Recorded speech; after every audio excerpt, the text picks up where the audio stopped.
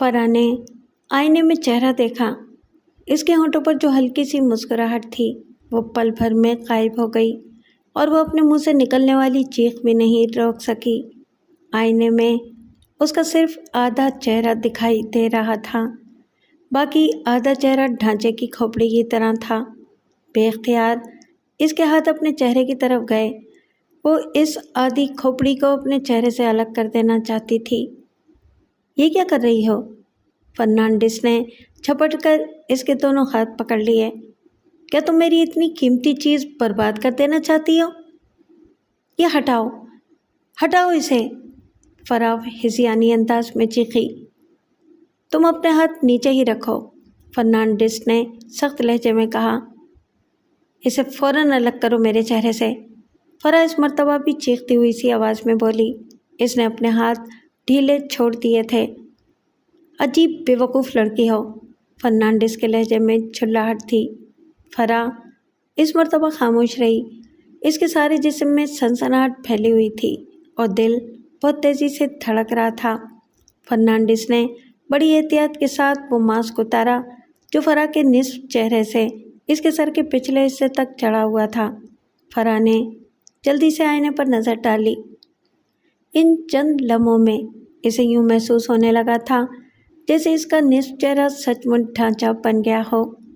लेकिन जब उसने आईना देखा तो इसे अपना खूबसूरत चेहरा पूरा दिखाई दिया। आईने पर एक नज़र डालने के बाद वो इस मास्क की तरफ देखने लगी जैसे वो कोई शैतानी चीज़ हो। फर्नांडिस ने वो मास्क अपने असिस्टेंट सलमान रज़ा के हवाले कर दिया था। उसके चेहरे पर नागवारी के तासुरात थे। वो फराह से बोला, मैंने तुम्हें पहले ये बता दिया था कि मैं तुम्हारे चेहरे पर एक मास्क चढ़ाकर देखना चाहता हूँ कि वो तुम्हारे चेहरे के मुताबिक है या नहीं। आपने मुझे ये नहीं बताया था कि वो मास्क कैसा है।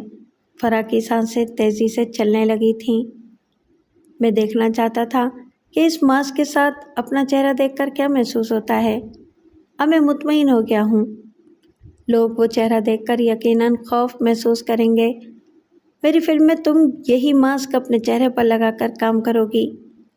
नहीं, फराह ने बेख्तियार कहा, मैं ये अपने चेहरे पर लगाने के लिए तैयार नहीं हूँ।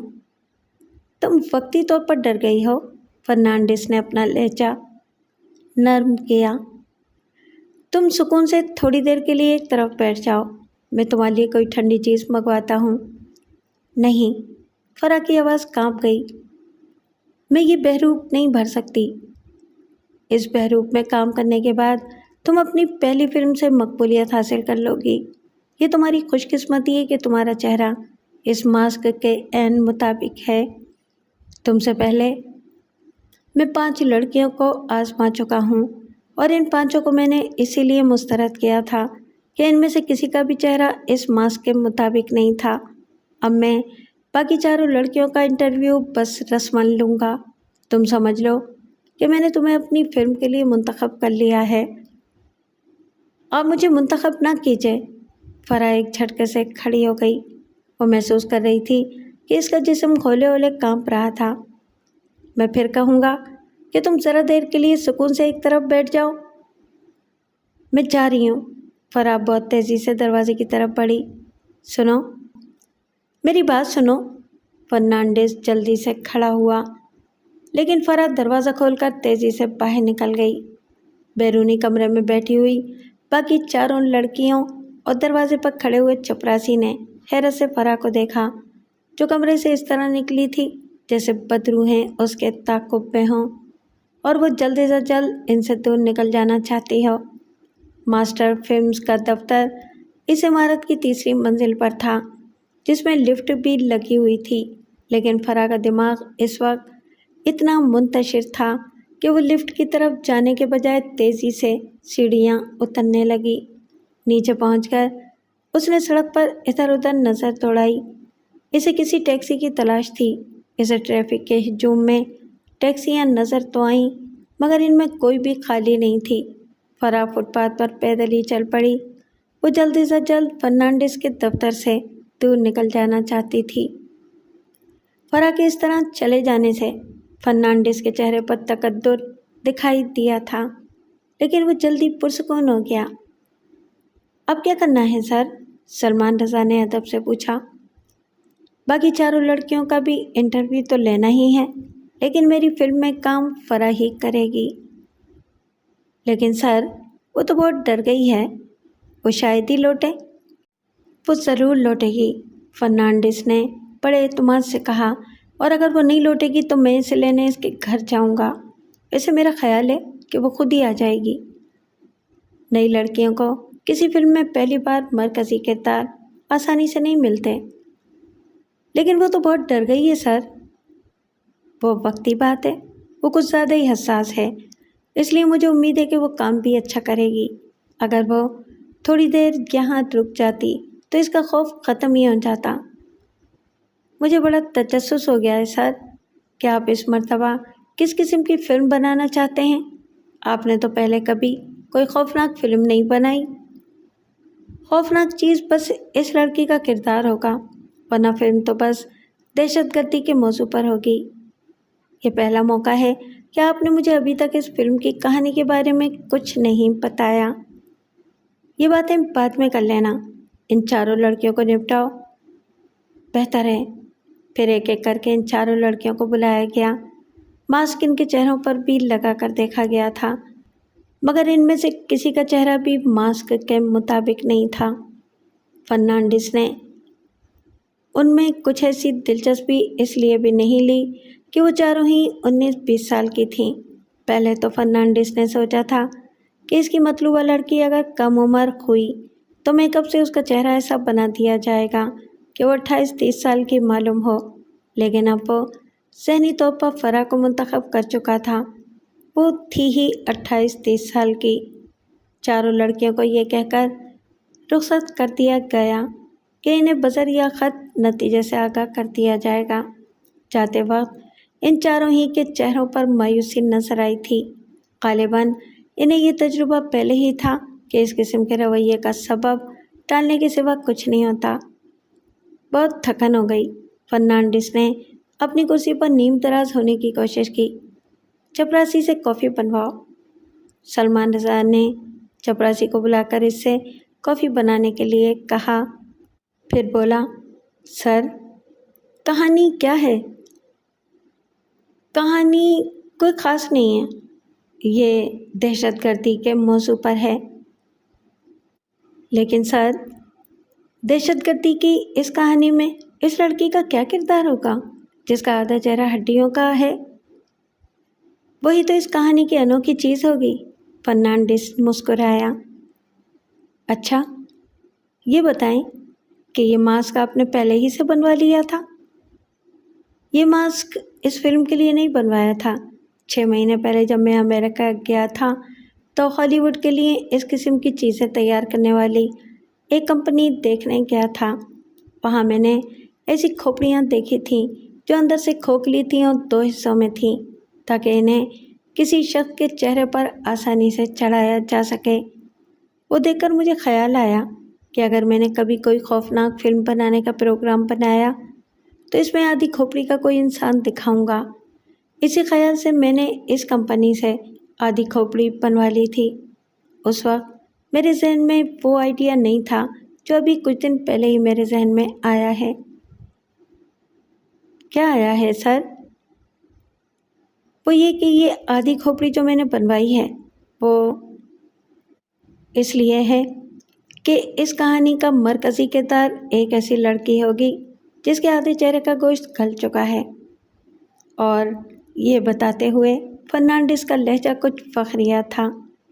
ایسی لڑکی اگر کم عمر ہوتی تو وہ زیادہ خوفناک نہیں معلوم ہوتی، اس لیے میں نے ایک ایسی لڑکی کا انتخاب کیا ہے جو 28 اور 30 سال کی ہے، اور اس میں ایک چھوٹا سا رول ایک سائنسدان کا بھی ہوگا۔ دکھانا یہ ہے کہ اس نے ایک خاص قسم کا محلول بنایا ہے، اور اس محلول کی خاصیت یہ ہے کہ وہ کسی جاندار کے جسم پر جہاں لگایا جاتا ہے صرف اس حصے کا گوشت گلا دیتا ہے۔ سائنسدان چند جانوروں پر اس کا تجربہ کرنے کے بعد وہ تجربہ کسی انسان پر کرنے کے لیے بے چین ہو جاتا ہے۔ ظاہر ہے کہ اس قسم کے تجربے کے لیے کوئی بھی انسان تیار نہیں ہو سکتا، لیکن سائنسدان پر جنون طاری ہے۔ وہ اپنی خوبصورت سیکرٹری کو بے ہوش کر کے اپنی تجربہ گاہ میں لے جاتا ہے اور اپنے محلول سے اس لڑکی کے آدھے چہرے کا گوشت گلا دیتا ہے۔ لڑکی جب ہوش میں آ کر اپنی حالت دیکھتی ہے اور اسے معلوم ہوتا ہے کہ سائنسدان نے اس کے ساتھ کیا کیا ہے تو اس پر دیوانگی طاری ہو جاتی ہے۔ وہ سائنسدان کو قتل کر دیتی ہے اور پھر دہشت گرد بن جاتی ہے۔ یہ ابھی میں نے سوچا نہیں ہے کہ وہ دہشت گرد کیوں بنتی ہے۔ یہ سوچنا اسٹوری رائٹر کا کام ہوگا۔ ویسے یہ بتاؤ کہ آئیڈیا کیسا ہے؟ آئیڈیا بہت اچھا ہے سر۔ ان دنوں شہر میں دہشت گردی کی ایسی فضا بنی ہوئی تھی کہ نواحی علاقوں میں سر شامی سناٹا چھانے لگتا تھا اور 8-9 بجے تک ایسی ویرانی ہو جاتی تھی کہ معلوم ہوتا تھا جیسے وہاں کرفیو کا نفاذ ہو۔ شہر کے صرف مرکزی علاقوں میں بھی 9-10 بجے کے بعد خاصا سناٹا ہو جاتا تھا۔ البتہ قانون نافذ کرنے والے اداروں کی گاڑیوں کی آوازیں تھوڑے تھوڑے وقفے سے ہر جگہ اور ساری رات سنائی دیتی رہتی تھیں۔ فرح کا گھر ایک نواحی علاقے میں تھا، اس لیے وہ شام ہونے سے پہلے گھر پہنچ جانا چاہتی تھی۔ فرنانڈس کے دفتر سے نکلنے کے بعد وہ تھوڑی دور تک پیدل چلی اور جب ٹیکسی ملنے کے آثار دکھائی نہیں دیے تو وہ ایک بس میں سوار ہو گئی۔ خوف کی سنسناہٹ اس وقت بھی فرح کے رگوں پہ میں پھیلی ہوئی تھی۔ انسانی کھوپڑی کے صرف ایک ماسک سے کسی کا اتنا خوفزدہ ہو جانا بظاہر ایک ناقابل فہم سی بات تھی، لیکن جو لوگ فرح کو قریب سے جانتے تھے انہیں فرح کی اس کیفیت کا علم تھا جو انسانی کھوپڑی دیکھ کر اس پر طاری ہو جاتی تھی۔ وہ معاملہ ایک نفسیاتی گرہ کا تھا۔ وہ گرہ تھی بھی بہت پرانی۔ فرح 7-8 سال کی تھی جب وہ گرہ اس کے ذہن میں پڑ گئی تھی۔ وہ اپنے والدین کے ساتھ ایک اردو فلم دیکھنے گئی تھی جس میں انٹرویل کے بعد ایک خوفناک فلم کا ٹریلر دکھایا گیا تھا۔ اس ٹریلر میں انسانی کھوپڑیوں کا ایک منظر اتنا دہشتناک تھا کہ فرح خوف سے چیخ پڑی تھی اور بے ہوش ہو گئی تھی۔ اسے فوراً ایک اسپتال میں داخل کرایا گیا تھا جہاں ہوش میں آنے کے بعد بھی وہ منظر اس کے ذہن میں چکراتا رہا تھا۔ وہ کئی دن تک سہمی سی رہی تھی، پھر دھیرے دھیرے اس کا خوف ختم ہوا تھا، لیکن اس دہشتناک منظر نے اس کے دماغ پر ایسی نہ جانے کیا کیفیت طاری کرتی تھی کہ بعد میں کسی انسانی کھوپڑی کی تصویر دکھائی دے جانا بھی اس کے لیے خوف کا سبب بنتا تھا۔ راہ چلتے کسی الیکٹرک پول پر 2 انسانی ہڈیوں کے کراس کے ساتھ بنی ہوئی کھوپڑی دیکھ کر بھی اس کا جسم سنسنانے لگتا تھا۔ اس کے والدین اس حد تک احتیاط برت سکے تھے کہ گھر میں آنے والے اخبار یا رسائل کو جب تلک خود نہیں دیکھ لیتے تھے اس وقت تک انہیں اطمینان نہیں ہوتا تھا۔ اگر کسی رسالے یا اخبار میں ایسی کوئی تصویر چھپی نظر آ جاتی تھی تو وہ تصویر کا ورق پھاڑ کر جلا دیتے تھے۔ ان کا خیال تھا کہ فرح جیسے جیسے بڑی ہوگی اس کے دماغ سے وہ خوف نکل جائے گا، لیکن یہ ان کی غلطی تھی۔ اگر وہ ابتدا ہی میں کسی ماہر نفسیات سے رابطہ کر لیتے تو اس کا کبھی امکان تھا کہ فرح کے ذہن میں پڑی ہوئی وہ نفسیاتی گرہ کھل جاتی اور انسانی کھوپڑی کا وہ خوف جو اس کے خمیر میں گند گیا تھا ختم ہو جاتا۔ فرح کی 2 چھوٹی بہنیں بھی تھیں جن سے فرح اپنی ماں کے انتقال کے بعد بہت زیادہ محبت کرنے لگی تھی، اور اب جب وہ 28 سال کی ہوئی تو اس کی زندگی کے 7 سال اپنی بہنوں کے مستقبل کی بہتری کے لیے صرف ہو چکے تھے۔ 21 سال کی عمر میں اس نے BCom کیا تھا۔ اس وقت اس کی والدہ کے انتقال کو 3 سال گزر چکے تھے۔ ان کے انتقال کے بعد اس کے والد کو دمے کا مرض لاحق ہو گیا تھا جو علاج معالجے کے باوجود سال بھر میں اتنا زیادہ بڑھ گیا کہ ان کی ملازمت ختم ہو گئی۔ اس کے بعد سال بھر میں ان کا جمع شدہ پیسہ بھی تقریباً ختم ہو گیا۔ اس وقت فرح کی دونوں چھوٹی بہنیں راحلہ اور غزالہ بالترتیب 13 سال اور 10 سال کی تھیں۔ فرح نے 21 سال کی عمر میں فیصلہ کیا کہ اب وہی اپنے گھر کی تمام ذمہ داریاں اٹھائے گی، کیونکہ دوسرا سال ختم ہوتے ہوتے اس کے والد کی یہ حالت ہو گئی تھی کہ ان کا بیشتر وقت ہانپتے یا کھانستے ہوئے گزرتا تھا۔ 2 سال کے اس مرض میں ان کی صحت بھی بہت تیزی سے گری تھی، جس کا بڑا سبب ان کا یہ ذہنی دباؤ تھا کہ اب وہ اپنی بیٹیوں کے لیے کچھ نہیں کر سکتے تھے۔ BCom کرنے کے بعد فرح کسی بینک میں ملازمت حاصل کرنا چاہتی تھی، جو آسان نہیں تھا، اس لیے اس نے وہی ملازمت کر لی جو اسے کچھ جلدی مل گئی تھی۔ ایک پرائیویٹ ادارے میں اسے اکاؤنٹس کلرک کی حیثیت سے ملازم رکھ لیا گیا تھا۔ اپنی محنت اور صلاحیتوں کے باعث وہ 1.5 سال بعد ہی اسسٹنٹ اکاؤنٹنٹ بن گئی اور سال بھر پہلے اسے اکاؤنٹنٹ کا منصب مل چکا تھا۔ وہ پرائیویٹ ادارہ اپنے ملازمین کو معقول تنخواہیں دیا کرتا تھا، اس لیے فرح نے ملازمت کے 5 برسوں میں اتنی رقم جمع کر لی کہ اس سے اپنی چھوٹی بہن راحلہ کی شادی کر دی۔ شادی کے کچھ دن بعد ہی راحلہ کے شوہر کو امریکہ میں ایک اچھی ملازمت مل گئی اور وہ راحلہ کو لے کر وہاں چلا گیا۔ غزالہ نے بدستور اپنی بڑی بہن کی سرپرستی میں اپنی تعلیم کا سلسلہ جاری رکھا تھا۔ اس کی عمر ابھی 17 سال ہی تھی، لیکن وہ 2nd ایئر تک پہنچ چکی تھی۔ راحلہ کی شادی کے بعد فرح نے جو کچھ پسنداز کرنا شروع کیا تھا وہ غزالہ کی شادی کے لیے تھا۔ اکاؤنٹنٹ کی حیثیت سے اس کی تنخواہ پہلے بہت زیادہ تھی۔ وہ منصب سنبھالنے کے بعد اس نے سوچا تھا کہ غزالہ کی شادی کے لیے رقم جمع کرنے میں اسے اتنا عرصہ نہیں لگے گا جتنا عرصہ راحلہ کی شادی کی تیاری کرنے میں لگا تھا، لیکن تیزی سے بڑھتی ہوئی مہنگائی کے سبب اسے اپنا اندازہ غلط معلوم ہونے لگا۔ اب وہ کم از کم 2 سال اور ملازمت کرنے کے بعد ہی غزالہ کی شادی کر سکتی تھی۔ یہ اندازہ ہو جانے کے بعد بھی اس کے ذہن پر کوئی دباؤ نہیں پڑا تھا۔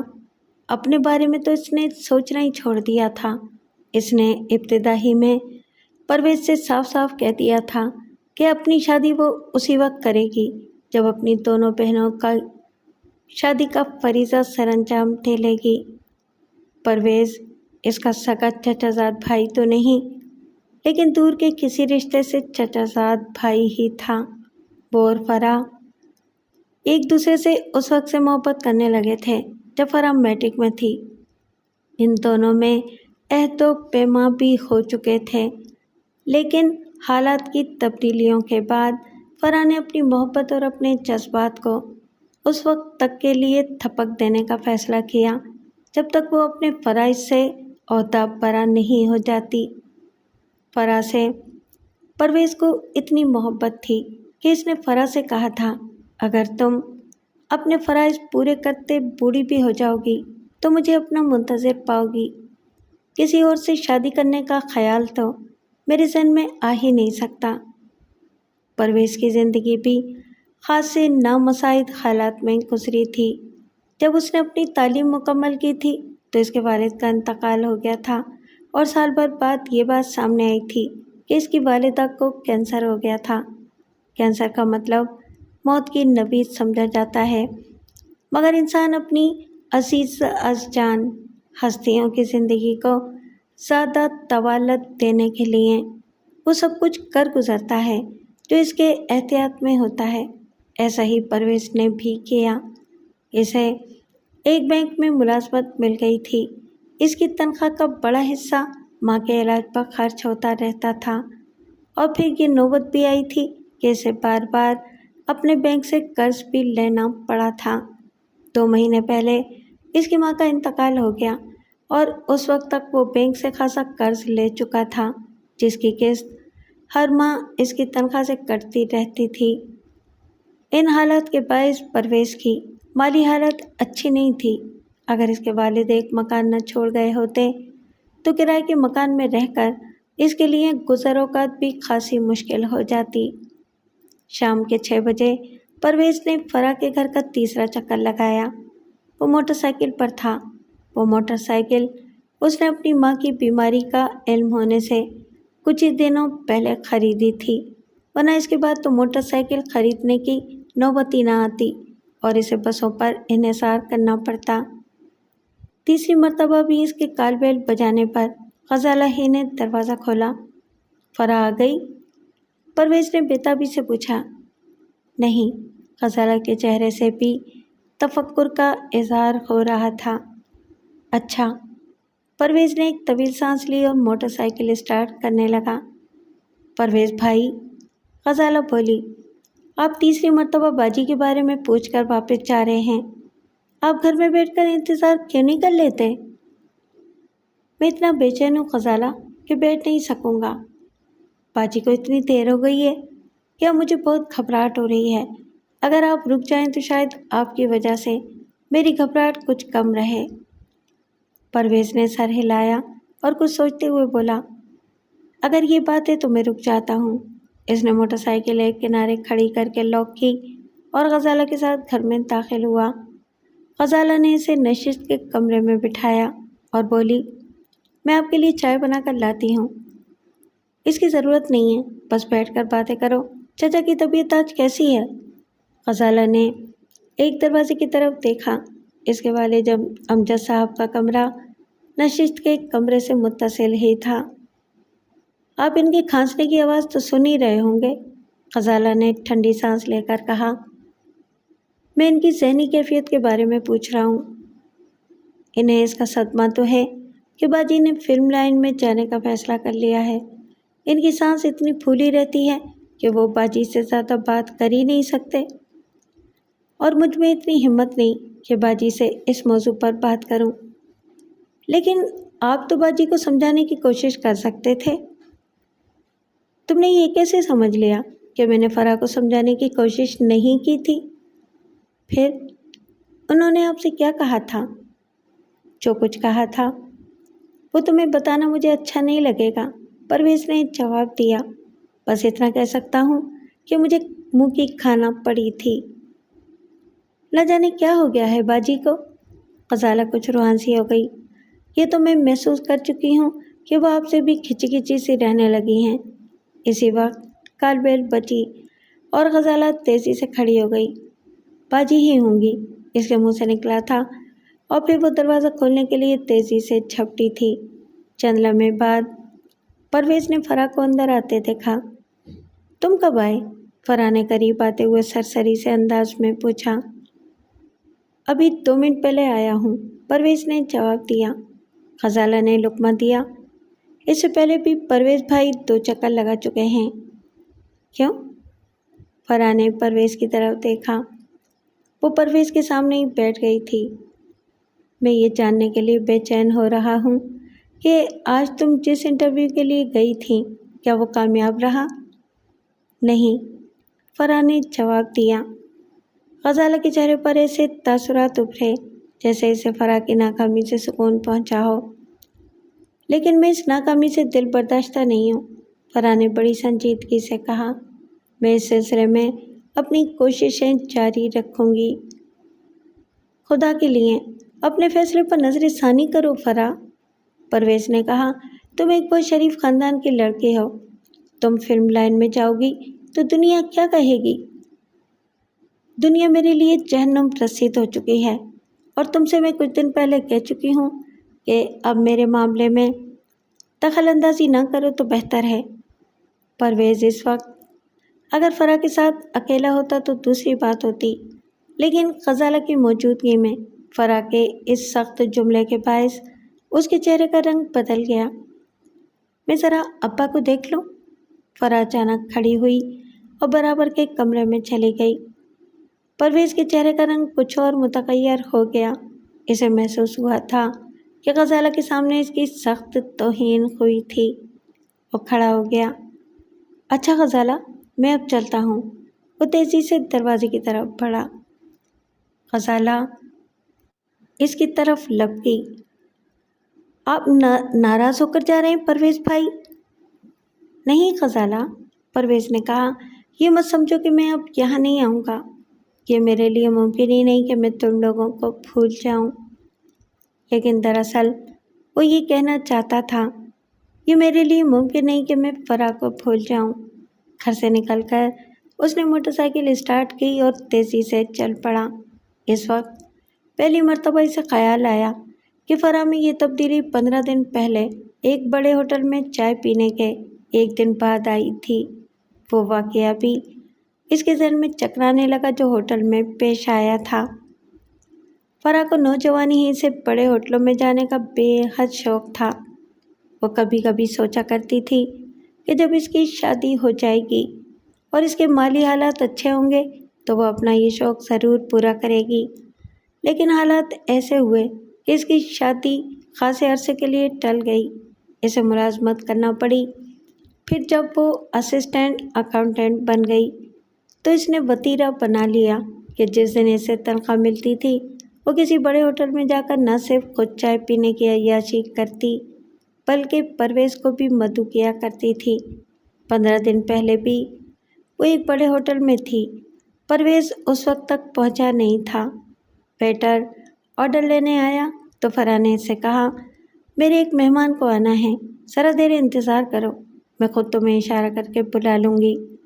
वेटर मोतबाना अंदाज में सर हिलाकर चला गया और इसके फ़ौरन बाद ही 44-45 साल का एक सूटेड बूटेड शख्स इसकी मेज़ पर आ बैठा। फराह के लिए वो कतई अजनबी था। इसके होंठों पर हल्की सी मुस्कुराहट थी और वह फराह को बड़ी अजीब सी नज़रों से देख रहा था। फराह ने इसे घूरते हुए कहा, यहाँ और मेज़ें भी खाली पड़ी हैं मिस्टर।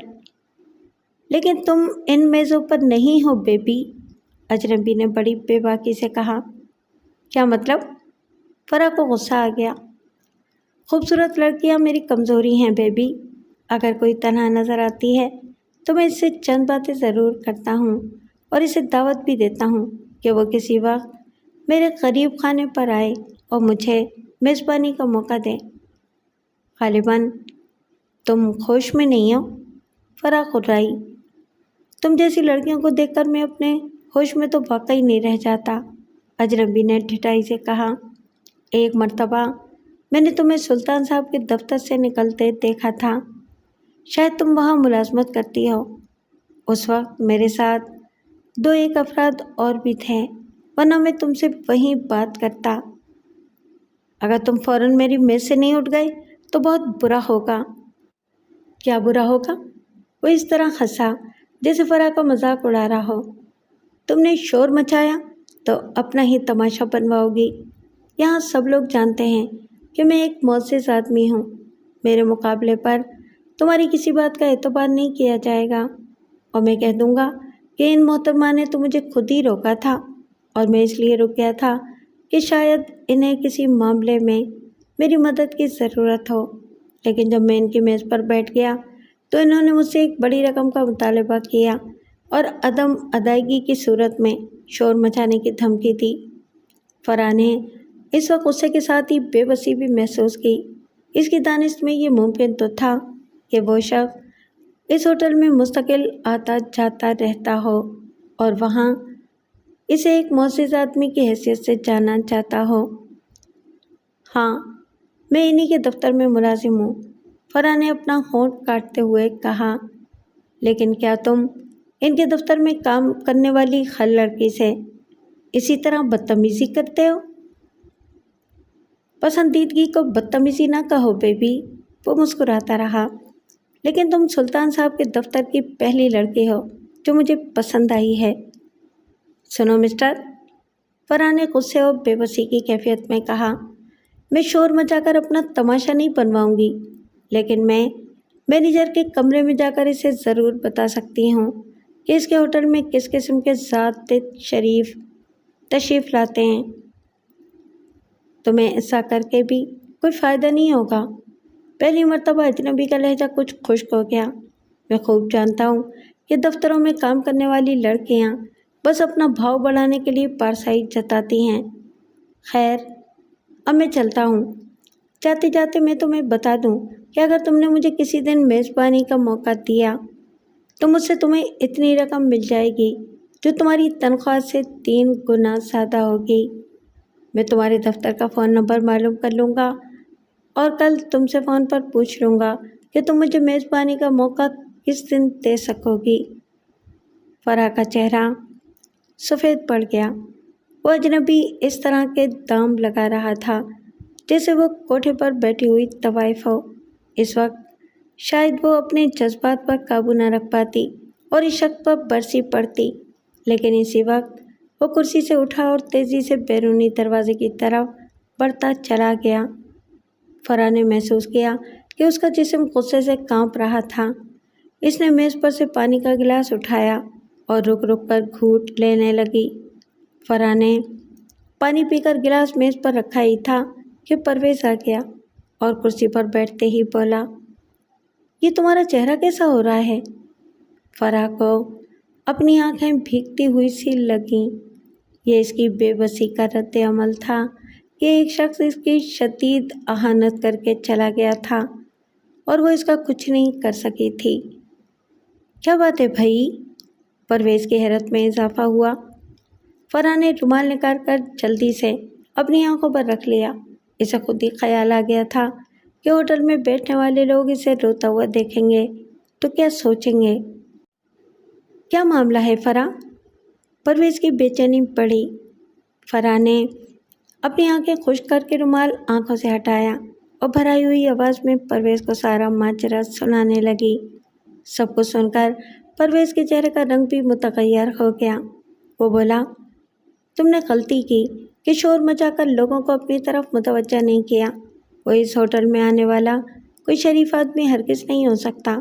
شاید وہ پیے ہوئے ہوگا، ورنہ کسی ہوٹل میں کوئی اس قسم کی بدتمیزی نہیں کر سکتا۔ شاید میرا دماغ معاف ہو گیا تھا، بلکہ اب تک معاف ہے۔ مجھے ایسا لگ رہا ہے جیسے میں نے کوئی خواب دیکھا تھا۔ اب اس واقعے کو اپنے ذہن سے جھٹک دو۔ وہ ضرور کوئی شرابی ہوگا۔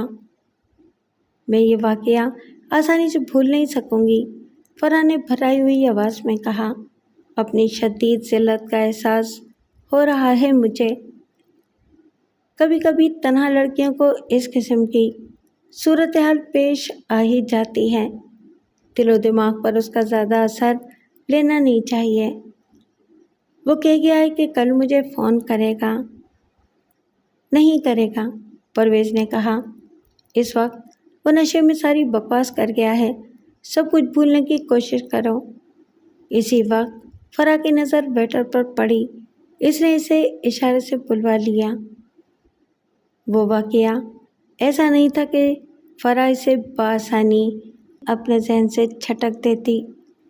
اس کوشش میں اسے 2-1 دن ضرور لگتے، لیکن دوسرے دن سچ مچ اس اجنبی کا فون آ گیا۔ فرح نے اس کی آواز پہچان لی۔ کیا تم نے کچھ فیصلہ کر لیا بیبی؟ اس کی آواز بالکل پرسکون تھی۔ میرا پیچھا چھوڑ دو کمینے انسان، فرح نے دانت پیسے۔ اس مرتبہ وہ دھیرے سے ہنسا۔ خوبصورت ہونٹوں سے مجھے گالیاں بھی اچھی لگتی ہیں۔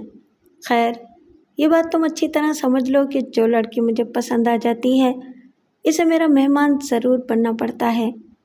اگر وہ خوشی سے ایسا نہیں کرتی تو میں اسے مجبور کر دیتا ہوں۔ شٹ اپ، فرح نے پھر دانت پیسے اور سلسلہ منقطع کر دیا۔ کرسی پر بیٹھے بیٹھے اس نے اپنا جسم غصے سے کانپتا ہوا محسوس کیا۔ اسی عالم میں اس نے دوبارہ ریسیور اٹھایا اور پرویز کے بینک کا نمبر ڈائل کرنے لگی۔ دوسری طرف سے کال ریسیو کی گئی اور اسے بتایا گیا کہ پرویز اس وقت بینک میں نہیں تھا۔ اسے کسی کام سے بینک کی کسی اور برانچ میں بھیجا گیا تھا۔ فرح نے اپنا سر میز سے ٹکا دیا۔ وہ غصے میں تو تھی ہی، لیکن اب اچانک اسے ایک ایسا خیال آیا کہ وہ کچھ خوف محسوس کرنے لگی تھی۔ اس اجنبی نے ہوٹل میں سے اتنی دیدہ دلیری سے بےہودہ باتیں کرنے کے بعد اسے فون بھی کیا تھا۔ فرح کی دانش میں اتنی ہمت کسی عام آدمی میں نہیں ہو سکتی تھی۔ اس کا امکان تھا کہ وہ کوئی خطرناک آدمی ہو۔ فرح کو اس وقت شدت سے پرویز کی کمی محسوس ہونے لگی۔ اس وقت اس کی ذہنی کیفیت ایسی ہو گئی تھی کہ کام کرنا تو اس کے لیے ممکن ہی نہیں رہا تھا۔ ذرا دیر بعد اس نے چپراسی سے چائے منگوا کر پی، لیکن اس طرح بھی وہ اپنی حالت کو سنبھالنے میں ناکام رہی۔ 1 گھنٹے بعد اس نے پرویز کو پھر فون کیا، لیکن وہ اس وقت بھی بینک میں موجود نہیں تھا۔ بزر کی آواز نے اسے اپنے خیالات سے چونکایا۔ اس کا ہاتھ انٹرکام کے रिसीवर पर चला गया। बजर दोबारा बजा तो इसने रिसीवर उठाकर कान से लगाया। हेलो फरा। दूसरी तरफ से जो आवाज़ आई वो इस इदारे के मालिक सुल्तान साहब की थी। Yes sir. फरा ने अपने लहजे में मुस्तैदी पैदा करने की नाकाम कोशिश की। ज़रा मेरे कमरे में आओ, सुल्तान साहब ने कहा। बेहतर है। दूसरी तरफ से सिलसिला मुनक़ते कर दिया गया। फरा रिसीवर रखकर अपनी कुर्सी से उठी। अपने कमरे से निकलकर सुल्तान साहब के कमरे की तरफ जाते हुए वो कोशिश कर रही थी कि इसके चेहरे से इसकी अंदरूनी कैफियत का इज़हार ना होने पाए। सुल्तान साहब का पीए इसे देखकर रस्मी अंदाज में मुस्कुराया। साहब अकेले हैं या कोई और भी है? फरा ने इससे पूछा। अकेले ही हैं, आप दस्तक देकर चली जाइए। फरा ने आगे बढ़कर सुल्तान साहब के कमरे पर दस्तक दी। कमान, अंदर से आवाज़ आई। फरा दरवाज़ा खोलकर अंदर दाखिल हुई। वसी और इस कमरे में सुल्तान साहब अपनी मेज़ के पीछे रिवॉल्विंग चेयर पर बैठे सिगार के गहरे कश लगा रहे थे।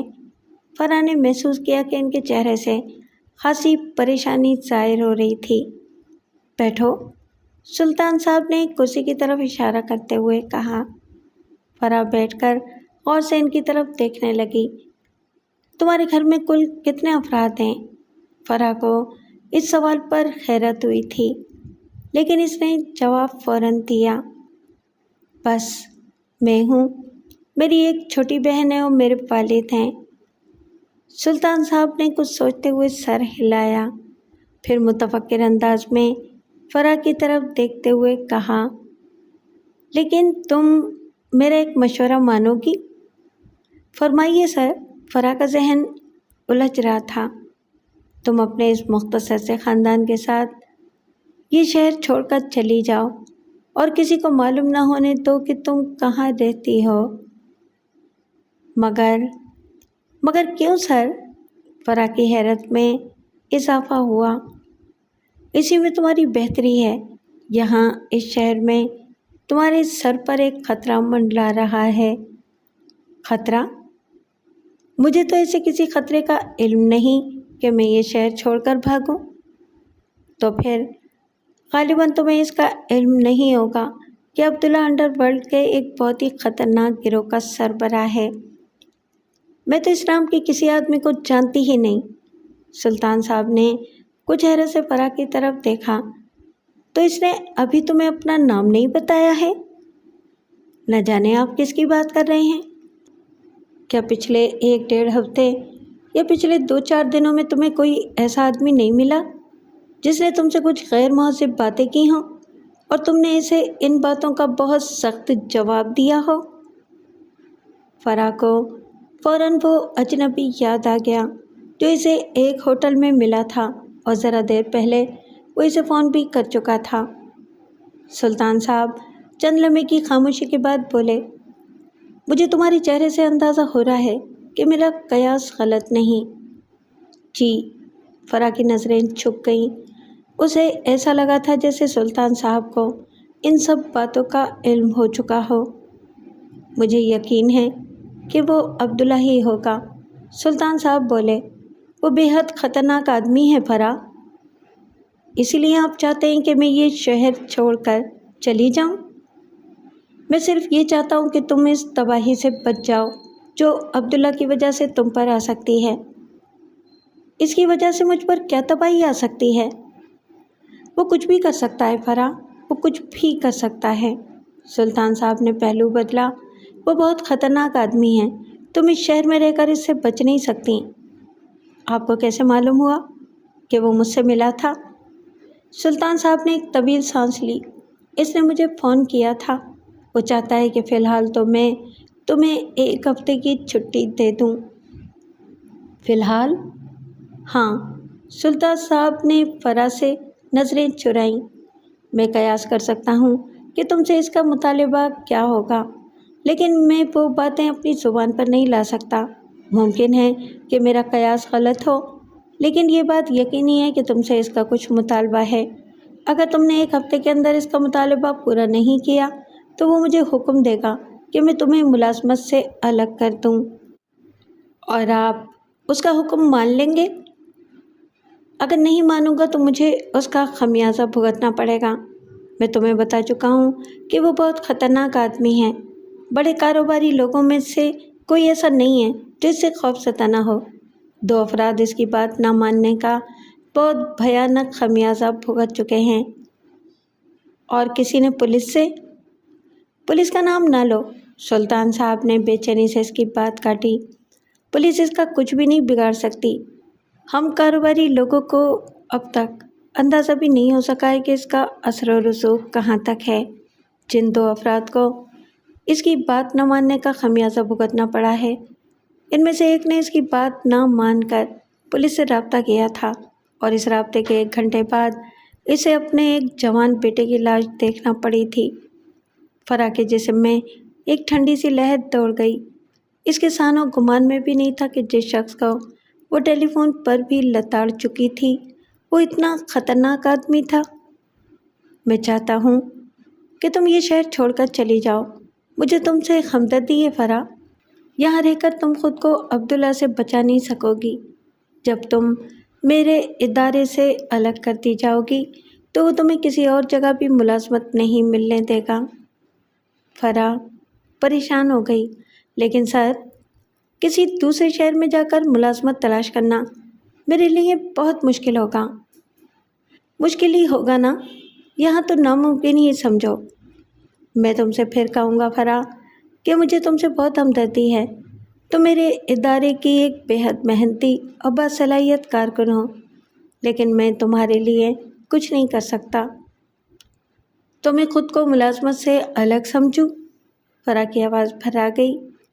ہاں، سلطان صاحب نے کہا، فی الحال تو دفتر کے ریکارڈ پر یہی آئے گا کہ تم 1 ہفتے کی چھٹی پر ہو، لیکن 1 ہفتے بعد سلطان صاحب رک کر بولے، میرے خیال میں تم بہت اچھی لڑکی ہو۔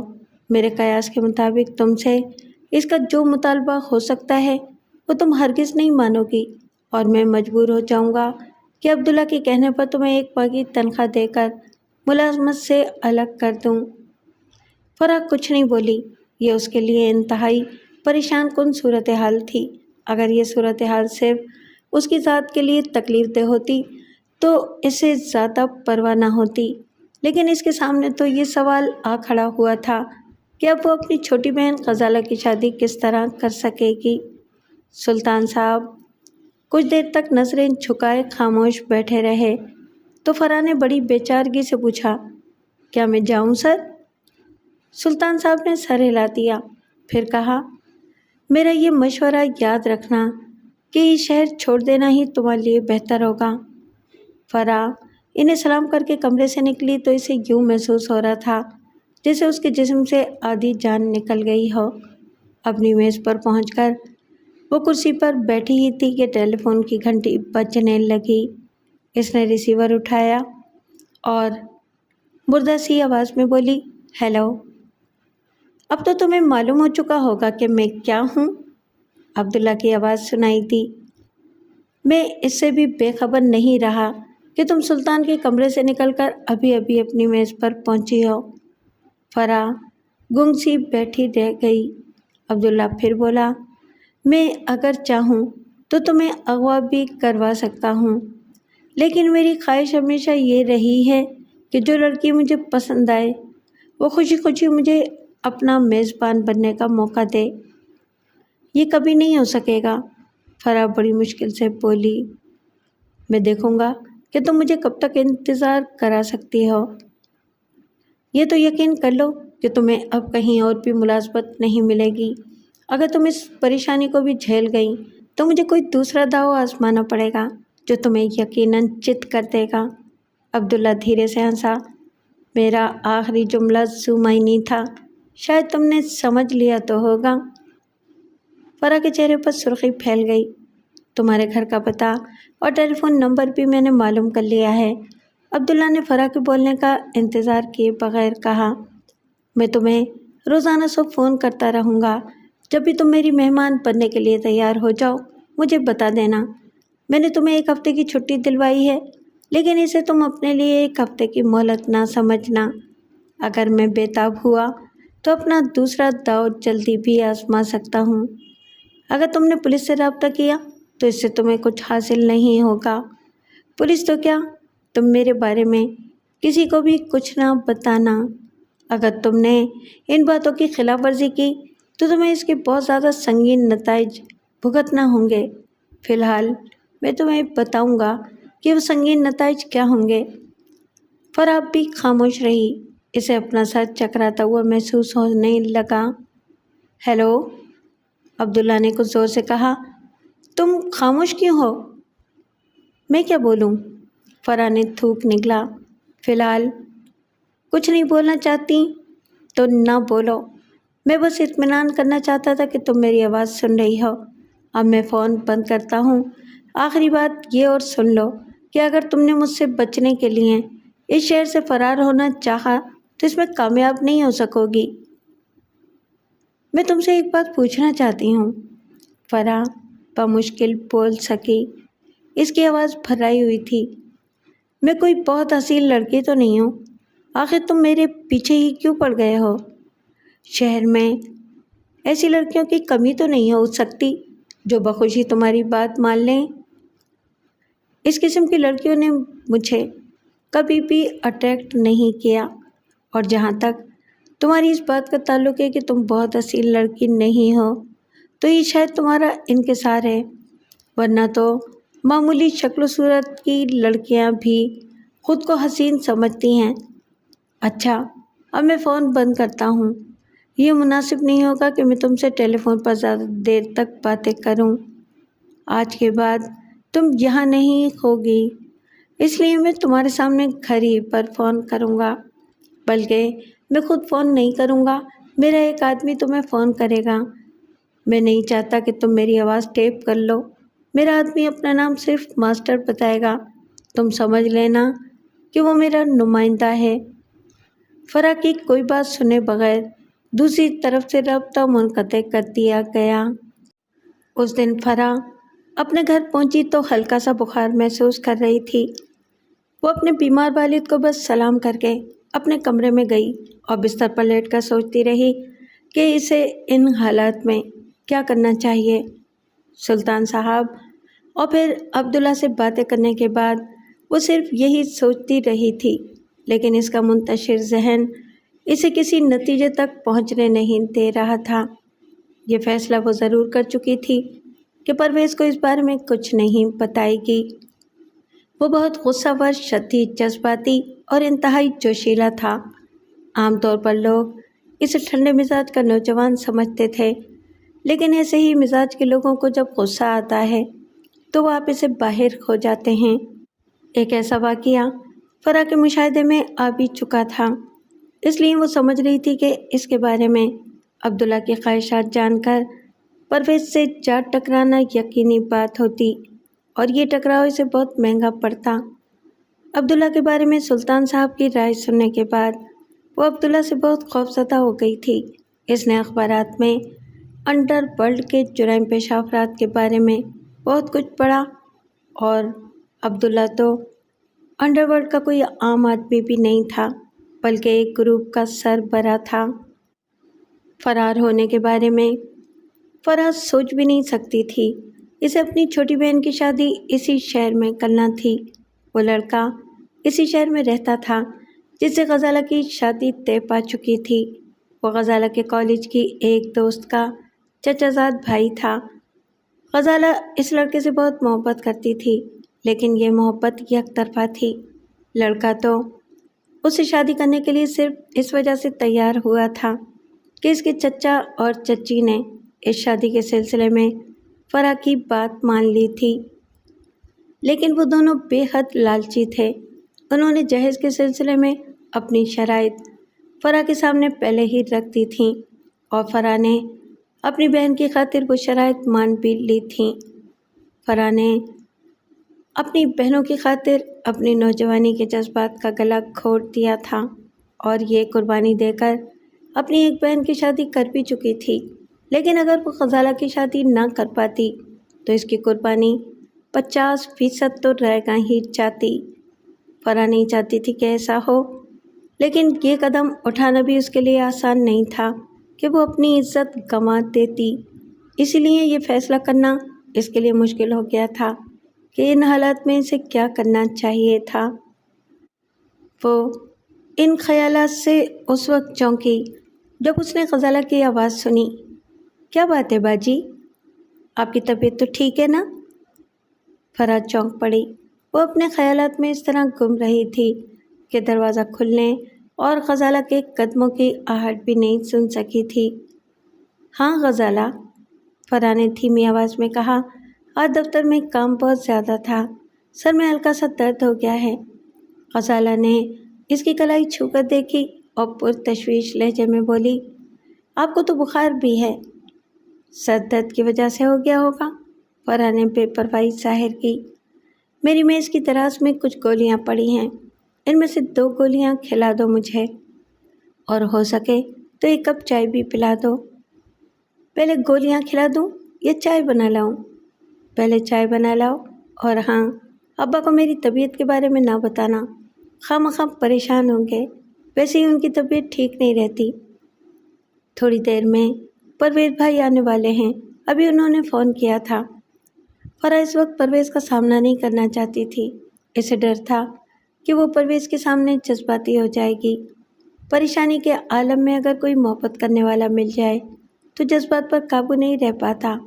इसीलिए फराह को खदशा था कि वो जज्बाती हो गई तो परवेज़ के इसरार पर इसे सब कुछ बताना पड़ेगा और इस तरह परवेज़ की ज़िंदगी ख़तरे में पड़ जाएगी। मैं इस वक्त परवेज़ से नहीं मिल सकती, फराह ने कहा। मेरी तबीयत ठीक नहीं है, इसे कह देना कि मैं सो गई हूँ, लेकिन ये भी ना बताना कि तबीयत ज़्यादा ख़राब है, वरना वो मेरे जागने के इंतज़ार में बैठा ही रहेगा। ग़ज़ाला ने इसे एक नज़र देखा और कमरे से चली गई। इसके चेहरे पर उलझन के तासुरात थे, लेकिन वो फराह से ज़्यादा बात करने की हिम्मत नहीं कर सकी थी। फराह ने इसे शदीद मोहब्बत के साथ इस पर अपना रौब भी कायम कर रखा था। वो 10 मिनट में फराह के लिए चाय और पानी का गिलास ले आई। दराज से फराह ने खुद ही टैबलेट्स निकाल ली थीं। वो इसने आधे गिलास पानी से खाई और ग़ज़ाला से कहा, शायद खाना पका रही होगी तुम। जी बाजी, बस तो जाओ, काम करो, मैं दरवाज़ा अंदर से बंद कर लूँगी। जब परवेज़ चले जाएं तो आके मुझे बता देना। बेहतर। ग़ज़ाला चली गई। फराह ने दरवाज़ा अंदर से बंद कर लिया। इसे अंदेशा था कि परवेज़ इसे एक नज़र देखने के लिए कमरे में ना आ जाए। इसने पानी का गिलास तश्तरी से ढक दिया और चाय के छोटे छोटे घूंट लेते हुए फिर अपने ख्यालात से उलझने लगी। 15 मिनट बाद उसने कालबेल की आवाज़ सुनी तो समझ गई कि परवेज़ आया होगा। वो उस वक्त चाय पीने के बाद बिस्तर पर लेट चुकी थी। इस ख्याल ने इसे अफसरदा कर दिया कि परवेज़ उसके घर में आ रहा है और वो ज़हनी तौर पर इससे मिलने के लिए आमादा नहीं। परवेज़ जो इससे इतनी मोहब्बत करता था कि बरसों से इस वक्त का इंतज़ार कर रहा था जब फराह अपनी जिम्मेदारियों से ओहदा बरा हो जाती और वो दोनों एक दूसरे से शादी कर लेते। 1 घंटे बाद दरवाजे पर दस्तक हुई और ग़ज़ाला की आवाज़ सुनाई दी। परवेज़ भाई चले गए हैं बाजी। अच्छा ठहरो, मैं दरवाज़ा खोलती हूँ। फराह ने अपनी बेचैनी की वजह से इसी वक्त दरवाज़ा खोला। वो जानना चाहती थी कि परवेज़ किस कैफियत में रुखसत हुआ था। मैंने इन्हें चाय पिला दी थी बाजी, और ये भी बता दिया था कि आपकी तबीयत कुछ ख़राब है, इसलिए आप दरवाज़ा बंद करके सो गई हैं, ग़ज़ाला ने बताया। वो कुछ देर के लिए अब्बा के कमरे में जाकर इनसे बातें करते रहे थे, लेकिन बहुत बेचैन रहे थे। शायद वो आपके जागने का इंतज़ार करते ही रहते, लेकिन इन्हें अपने बैंक के 2 अफराद के साथ इसी वक्त शहर से जाना था। इन्हें बैंक का कोई काम है, 2-3 दिन बाद वापस आएंगे। फराह ने कुछ सुकून महसूस किया। अब इसे 3 दिन तक परवेज़ का सामना नहीं करना पड़ता।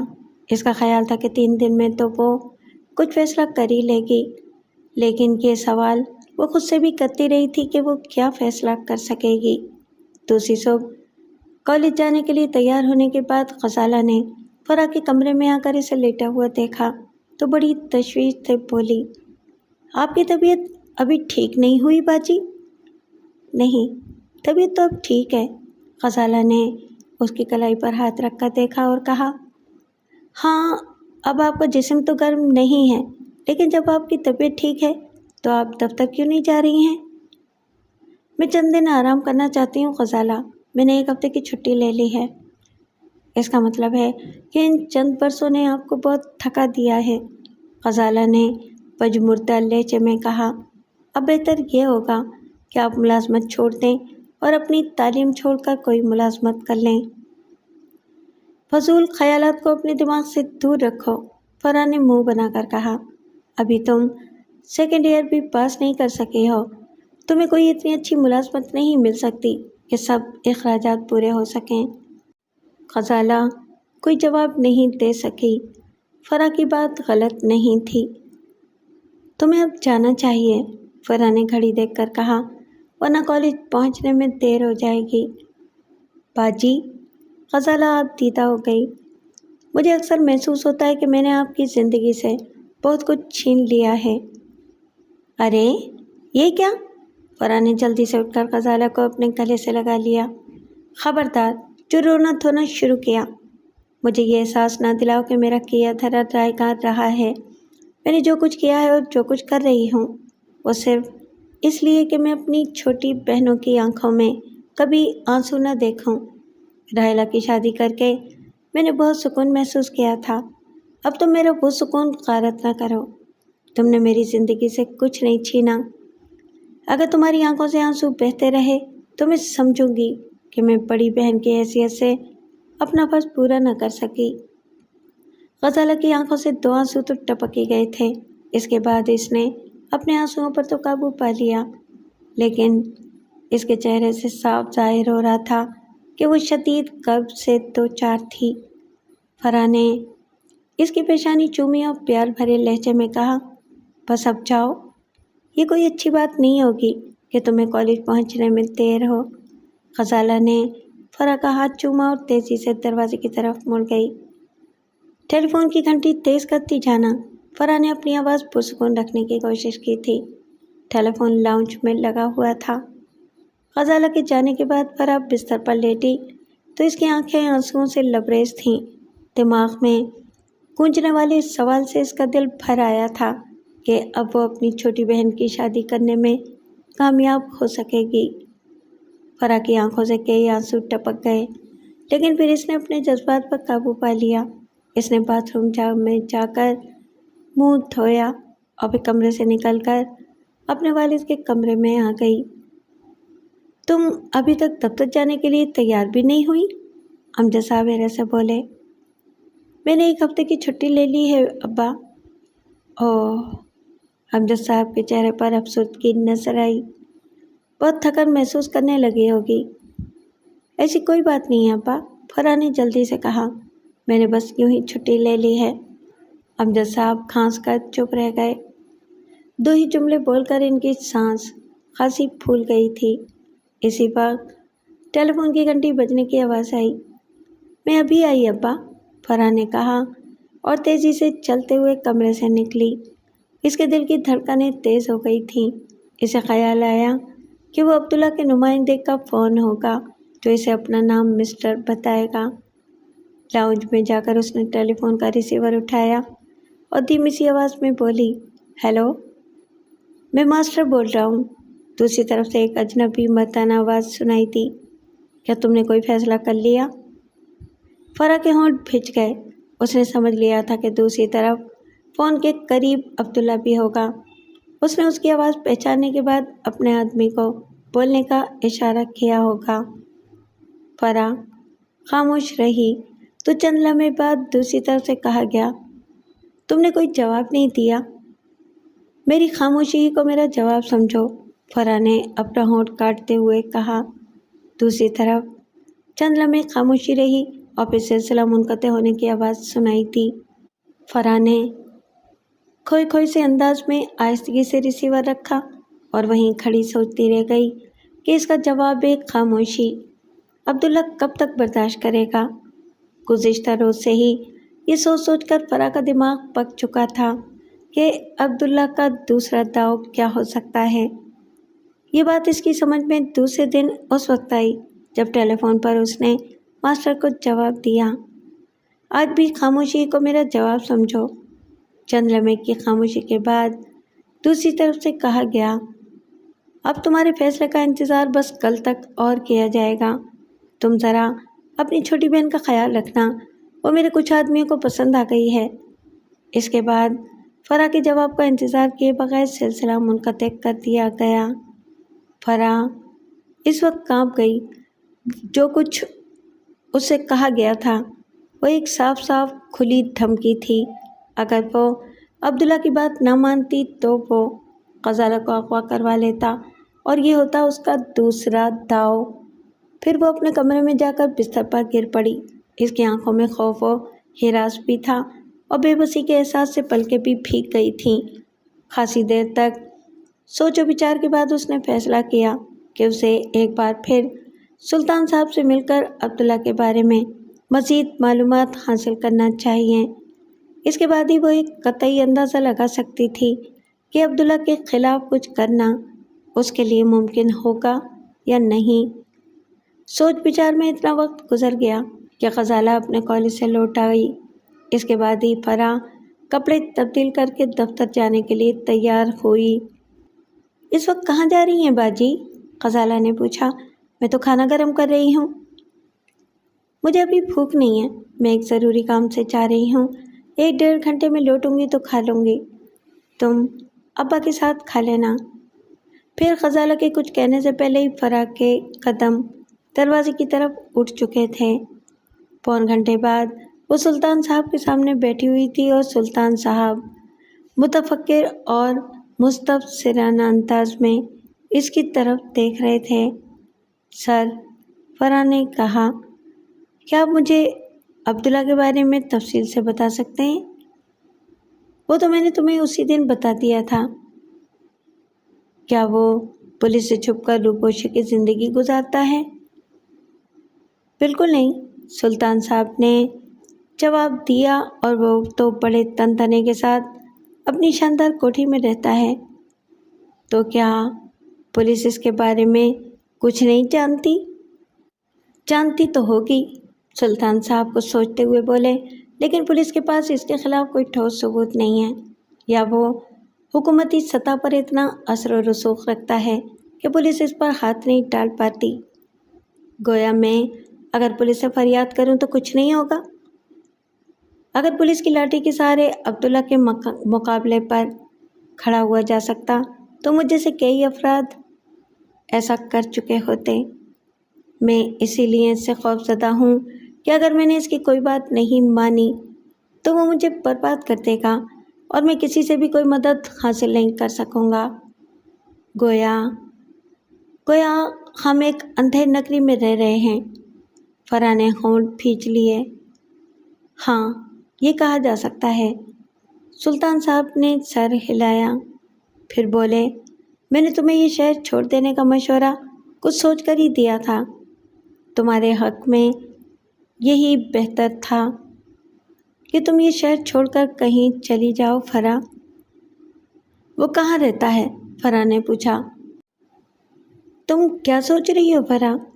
سلطان صاحب نے پرتشویش انداز میں دیکھا۔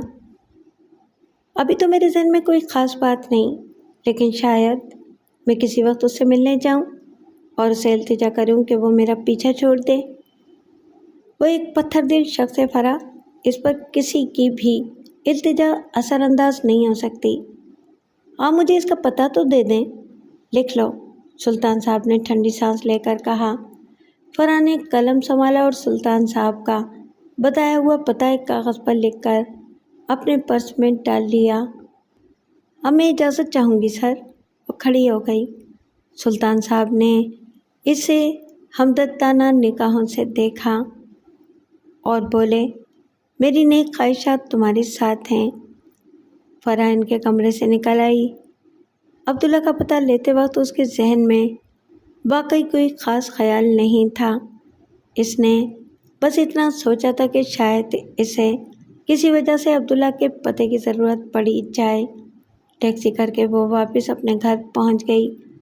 پرویز بھائی کا فون آیا تھا باجی، غزالہ نے اسے دیکھتے ہی بتایا۔ اس شہر سے اتنی دور جا کے آپ کی طبیعت کی وجہ سے اور زیادہ پریشان ہیں۔ پہلے انہوں نے آپ کے دفتر فون کیا تھا، وہاں سے انہیں معلوم ہوا کہ آپ ایک ہفتے کی چھٹی پر ہیں، تو انہوں نے یہاں فون کیا۔ میں نے انہیں اطمینان دلایا کہ اب آپ کی طبیعت ٹھیک ہے اور اس وقت آپ کسی سے ملنے گئی ہوئی ہیں۔ فون کب آیا تھا؟ فرح نے آہستگی سے پوچھا۔ بس جب آپ گئی تھیں اس کے 5 منٹ کے بعد ہی آیا تھا۔ انہوں نے بتایا تھا کہ وہ کل شام تک نہ آ سکے تو پرسوں ضرور آ جائیں گے۔ فرح سر ہلا کر اپنے کمرے کی طرف بڑھی۔ کھانا نکالوں باجی؟ غزالہ نے پوچھا اور پھر بولی، ابا کو تو میں نے کھانا کھلا دیا ہے، لیکن میں نے نہیں کھایا، اب آپ کے ساتھ کھاؤں گی۔ اچھا۔ اپنے کمرے میں پہنچ کر اس نے کپڑے تبدیل کیے اور کوشش کرنے لگی کہ اپنے چہرے سے فکر مندی اور پریشانی کے آثار ختم کر دے۔ وہ نہیں چاہتی تھی کہ غزالہ اس کی فکر مندی کے بارے میں پوچھنے لگے۔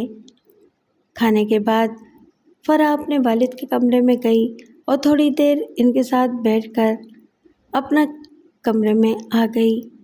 اس دن بہت سے خیالات کے ساتھ اس کے ذہن میں یہ بات بھی آئی تھی کہ وہ خودکشی کر کے اپنے آپ کو ذلت سے بچا لے یا عبداللہ سے مل کر چالاکی سے کام لیتے ہوئے اس کے سینے میں چاقو اتار دے۔ لیکن سوچ بچار کے بعد اسے یہ دونوں ہی باتیں مناسب نہیں معلوم ہوئی تھیں۔ اول تو عبداللہ جیسے شاطر آدمی کو ہلاک کرنا ہی اس کے لیے شاید ممکن نہ ہوتا، اور اگر ممکن ہو بھی جاتا تو اسے قتل کے جرم میں پھانسی یا عمر قید کی سزا بھگتنا پڑتی۔ اس صورت میں اس کے بیمار والد اور اس کی بہن بے سہارا ہو جاتے۔ بالکل یہی صورت اس وقت بھی پیدا ہوتی جب وہ خود کو ہلاک کر ڈالتی۔ ان خیالات کے باعث اس کا دن تو کرب میں گزرا ہی تھا، لیکن رات کو بھی اسے بہت دیر سے نیند آئی۔ صبح وہ اپنے وقت پر نہ جاگ پاتی اگر غزالہ نے اسے جگایا نہ ہوتا۔ یہ غزالہ کا معمول تھا کہ وہ اپنے والد اور فرح کو ناشتہ کرانے کے بعد ہی کالج جایا کرتی تھی۔ غزالہ کے جانے کے 15 منٹ بعد ماسٹر کا فون آ گیا۔ اب کیا فیصلہ ہے تمہارا؟ فرح سے پوچھا گیا۔ میں کس وقت آ جاؤں؟ فرح نے ہونٹ کھینچ لیے۔ گڈ، دوسری طرف سے کہا گیا۔ اب تم نے دانش مندی کا ثبوت دیا ہے، تم آدھے گھنٹے بعد اپنے گھر سے نکلو اور مین روڈ پر کسی طرف پیدل چل پڑو۔ کسی جگہ ایک کار تمہارے قریب آ کر رکے گی، تم اس میں بیٹھ جانا۔ مجھے تمہارا گھر معلوم ہے، میں وہیں پہنچ جاؤں گی۔ نہیں، سخت لہجے میں کہا گیا۔ جیسا کہا گیا ہے وہی کرو۔ اچھا، فرح نے شکستہ لہجے میں کہا۔ دوسری طرف سے سلسلہ منقطع ہو گیا اور اس دن سے فرح عبداللہ کی داشتہ بن گئی۔ عبداللہ نے اسے 2 گھنٹے بعد رخصت کرتے ہوئے کہا تھا، تم مجھے بہت اچھی لگی ہو فرح۔ ابھی 1 مہینہ تو ایسے گزرے گا کہ میں ہفتے میں 1-2 بار تمہاری میزبانی کا شرف حاصل کرتا رہوں گا۔ البتہ 1 ماہ میں تم سے کوئی سروکار نہیں رکھوں گا، تم اطمینان سے سلطان کے دفتر میں کام کرتی رہنا۔ لیکن اطمینان تو فرح کی زندگی سے رخصت ہو چکا تھا۔ وہ خود کو ایک زندہ لاش محسوس کرنے لگی تھی۔ اس نے اپنی چھوٹی بہن کی خاطر خود کو قربان کر دیا تھا۔ اس رات جب وہ اپنے بستر پر لیٹی ہوئی تھی تو اس کی آنکھیں رو رو کر خشک ہو چکی تھیں اور اب ان میں بس ویرانی سی پھیلی ہوئی تھی۔